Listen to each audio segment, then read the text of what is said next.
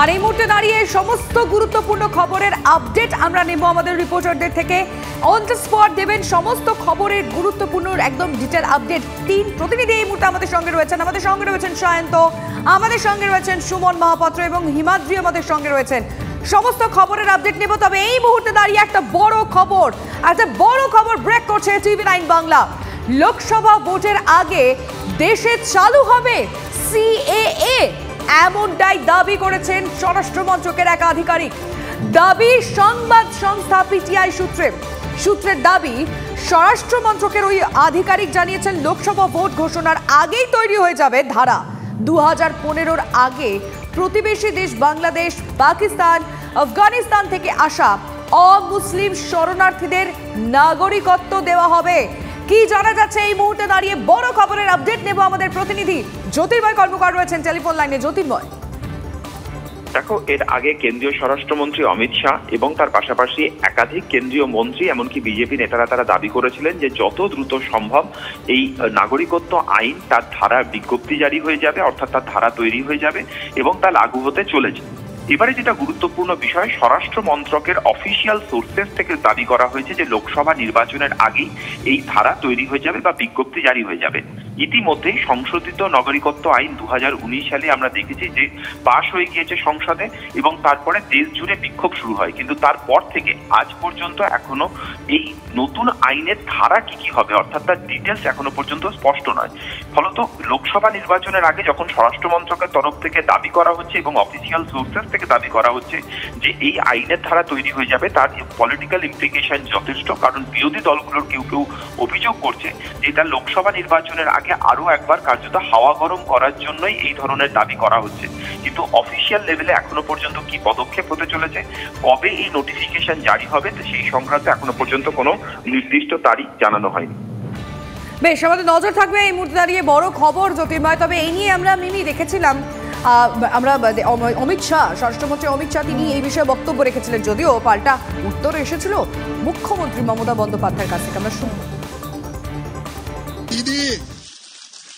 दीदी कई बार हमारे शरणार्थी भाइयों को गुमराह कर रही कि सीए होगा नहीं होगा, कानून बनाकर रुक गए।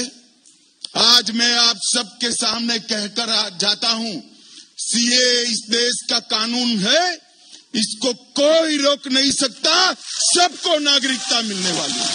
ये हमारी पार्टी का कमिटमेंट है। जो भाई आसपास के राज्यों से प्रताड़ित होकर यहां आए हैं, उनको धर्म परिवर्तन की धमकी देकर भगाया गया है, उनके सम्मान की, उनके मान की, इनकी संपत्ति की, उनके अच्छे जीवन की रक्षा करना हर हिंदुस्तानी का फर्ज है और ये होकर रहेगा। दीदी आप चिंता मत करें। नागरिकत्व আপনারা সবাই নাগরিক দেশের, মনে রাখবেন। নাগরিক যদি না হন আপনি রেশন পাচ্ছেন কি করে? নাগরিক যদি না হয় আপনারা স্বাস্থ্যসাথী পাচ্ছেন কি করে? এগুলো একটা ছলনা।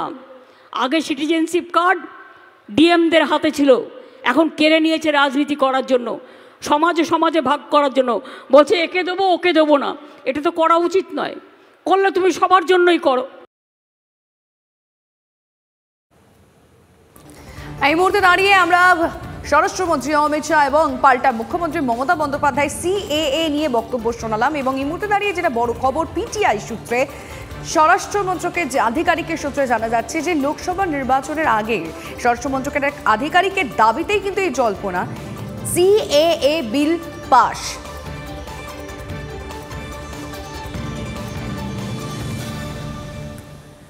আরও একটা গুরুত্বপূর্ণ খবর এই মুহূর্তের খবর জানাই আপনাদের। ফের ইডির নোটিশ এড়ালেন দিল্লির মুখ্যমন্ত্রী অরবিন্দ কেজরিওয়াল। দিল্লির মুখ্যমন্ত্রীর বিরুদ্ধে জামিন অযোগ্য ধারায় গ্রেফতারির পরোয়ানা জারির সম্ভাবনা।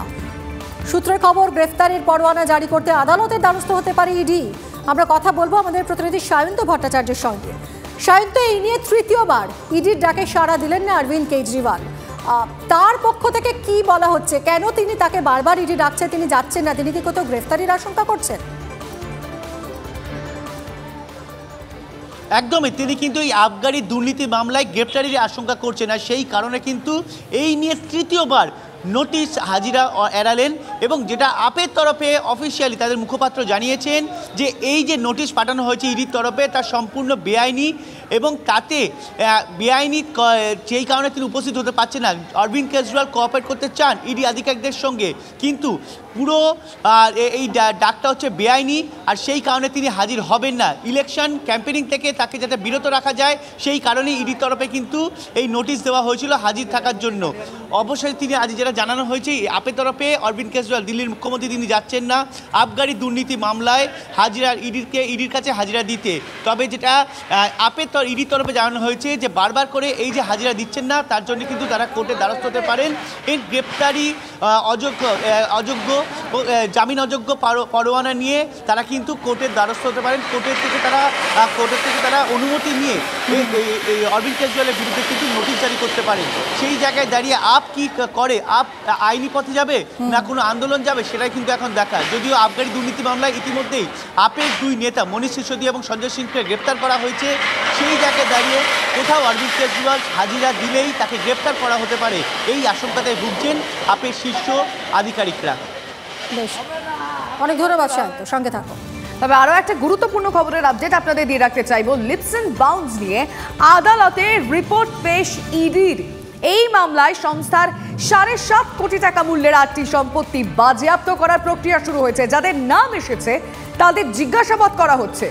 এই সংস্থার সিইও অভিষেক বন্দ্যোপাধ্যায়। আর এদিকে লিপস এন্ড বাউন্স মামলায় আরো বিপাকে পড়তে চলেছেন কালীঘাটের কাকু। ইডিকে একটি টিম তৈরির নির্দেশ দেওয়া হয়েছে। টিমে থাকবেন একজন চিকিৎসক যিনি ভয়েস টেস্ট করতে পারেন। টিমে থাকতে হবে ইডি ডিরেক্টরকেও। নির্দেশ বিচারপতি অমৃতা সিনহার। ভয়েস স্যাম্পল টেস্টের আর কতদিন সময় লাগবে এসআই কর্তৃপক্ষকে প্রশ্ন বিচারপতি। বিচার ব্যবস্থার প্রতি মানুষের আস্থা আছে। বিচারপতিরা সদর্থক পদক্ষেপ নিচ্ছেন, কেন্দ্রীয় তদন্তকারী সংস্থা তদন্ত করছে। কিন্তু আমরা মনে করি লিপস অ্যান্ড বাউন্স এর সম্পত্তির পরিমাণ যদি মাত্র 7 কোটি 7.5 কোটিতে সীমাবদ্ধ থাকতো তাহলে সেটা এত বিতর্কের শীর্ষে উঠে আসতে পারতো না। কতদিন আর এই সম্পত্তির এরা খোঁজ করবেন? এবার তারা শেষ হওয়া দরকার। কবে শেষ হবে এটাই মানুষের প্রশ্ন, এটা পার্টি হিসেবে আমাদেরও প্রশ্ন। ডাকাডাকি হবে, কাজের কাজ কিছু হবে না, কারণ উপর থেকে একটা সমঝোতা আছে। তো ডাকাডাকি হবে, হাঁকাহাঁকি হবে, কাজের কাজ কিছু হবে না। এটা অনেক পুরনো তদন্ত লিপস অ্যান্ড বাউন্স, সবাই জানে এগুলো। প্রাইমারি নিয়োগ সেই দুর্নীতির টাকা এই গুণীজনদের মারফত লিপস অ্যান্ড বাউন্স এবং তার আশপাশে এই যে ঘুরে ফিরে বেড়াচ্ছিল, সেই কারণেই তো এই যত চোর লুঠেরা তাদের খুঁজে খুঁজে ভাইপো জোগাড় করে সব নেতা বানিয়েছে।